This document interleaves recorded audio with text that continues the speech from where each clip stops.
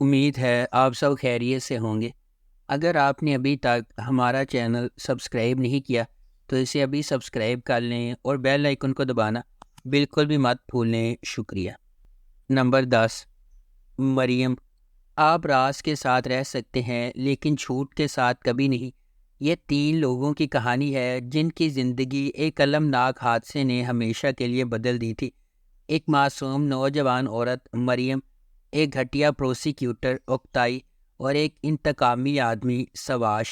ایک برسات کی رات مریم اور اوکتائی نے ایک عورت کو اپنی کار سے ٹکر مار دی جس نے جان بوجھ کر سواش کی بیوی اور اس کے پیدا ہونے والے بچے کو قتل نہیں کیا۔ اگرچہ اوکتائی پہیے کے پیچھے تھا، مریم ایک پروسیکیوٹر کے طور پر اپنی ساکھ کی حفاظت کے لیے اس جرم کی ذمہ داری قبول کرتی ہے۔ تاہم اوکتائی کو اسی مقدمے میں مقرر کیا جاتا ہے جس کی مریم مدعا علیہ ہے۔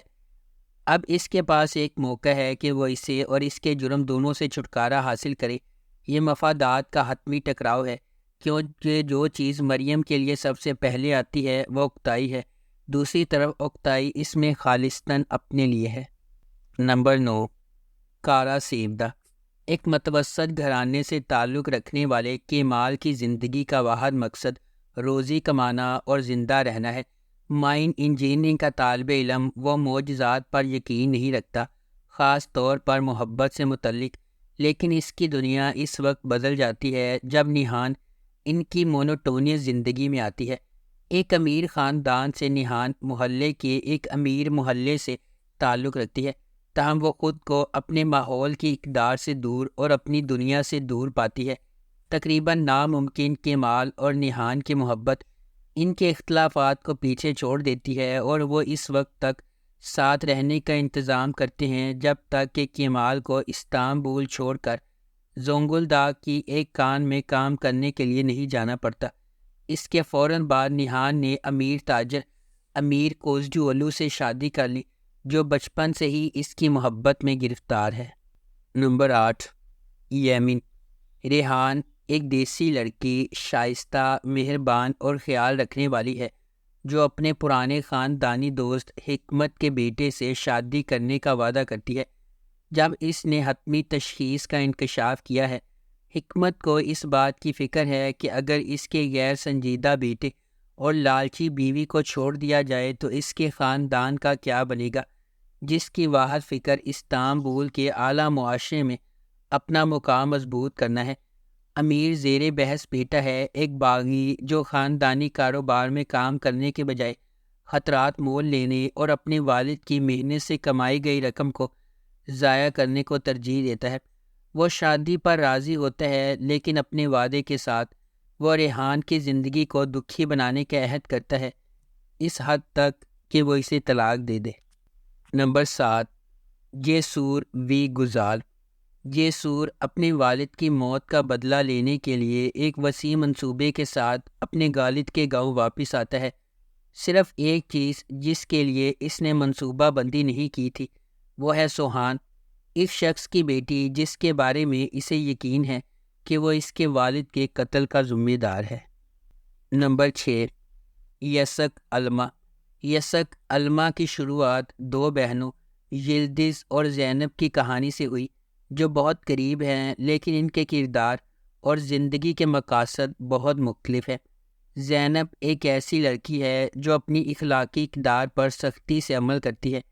اس کا مقصد ایک کامیاب کریئر بنانا ہے اور اس کے لیے وہ کوشش کرتی ہے، جبکہ یلدز کا خیال ہے کہ وہ زیادہ مستحق ہے اور ایک امیر آدمی کے ساتھ شادی کو خوشی سمجھتی ہے جو اسے اس کی کم آمدنی والی زندگی سے بچا لے گا۔ نمبر 5، بیزم ہکائے۔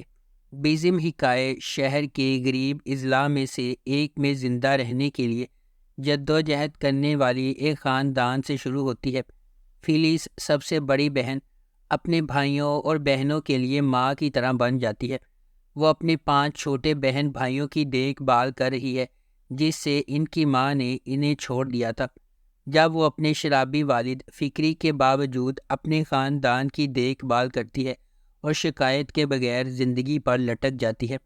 فیلس کی طرح بہن بھائی مضبوط ارادے والے، انتخابی، قابل فخر بچے ہیں جنہوں نے مایوسی کا شکار ہوئے بغیر اپنی دیکھ بھال کرنا سیکھ لیا ہے۔ فلس کے بعد رحمت ہے، جو فکری طور پر ہنرمند ہے۔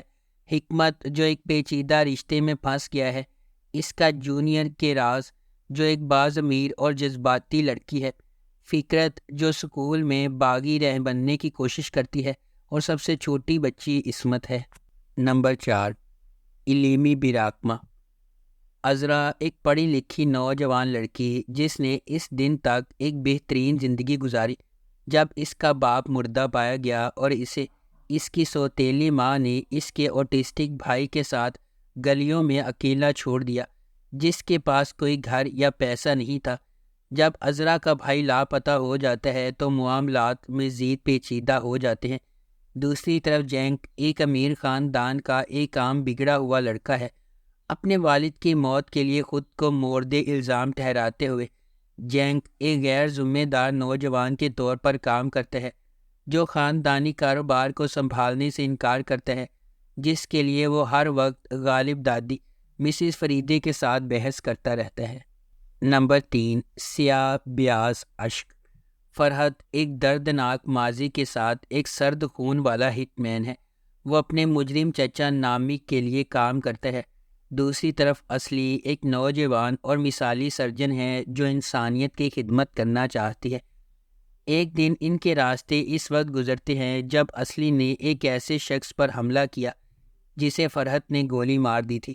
سرجری کی وجہ سے اصلی غیر ارادی طور پر خود کو ایک عجیب و غریب پوزیشن میں ڈال دیتی ہے، جو اسے اپنی جان بچانے کے لیے فرحت سے شادی کرنے پر مجبور کرتی ہے۔ طاقت کے کھیل میں پھنسے ہوئے وہ دونوں، جو ایک دوسرے سے اتنے ہی مختلف ہیں جتنے سیاہ اور سفید، تاہم فرحت نے ایک معصوم محبت کی کہانی کو جینے کے لیے بہت گندی زندگی گزاری ہے۔ کیا ہوتا ہے جب جان بچانے والی عورت کو جان لینے والے مرد نے پکڑ لیا؟ ایک پرجوش محبت پیدا ہونے والی ہے۔ نمبر 2، ایرکنجی کش۔ سینم ایک فطری، خوش مزاج اور زندہ دل نوجوان لڑکی ہے جو اپنی بڑی بہن لالے کے برعکس چھوٹی عمر سے ہی صبح گروسری کھولتی ہے۔